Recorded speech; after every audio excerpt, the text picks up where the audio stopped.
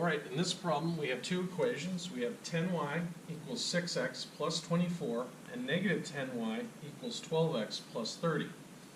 Then it says the solution to the given system of equations is xy. What is the value of 14x? So we want to solve for x. And these two equations are set up so that we can add them together and eliminate y and solve for x.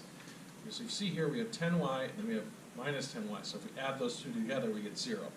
So I'm just going to rewrite the equations here. So we have 10y equals 6x plus 24, and negative 10y equals 12x plus 30.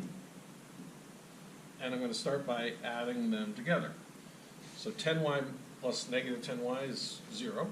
So we have 0 equals 6x plus 12x, which is 18x, and then 24 plus 30 is 54.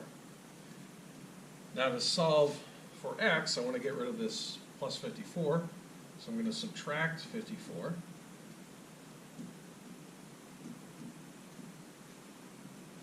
So I'm going to get negative 54 equals 18x.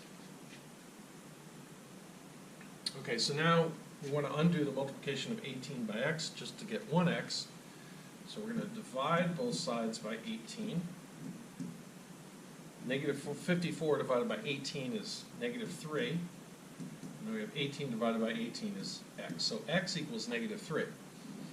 Now that's not what they're asking. They're asking for the value of 14x. So 14x is going to be 14 times negative 3, which is going to be negative 42 for our solution.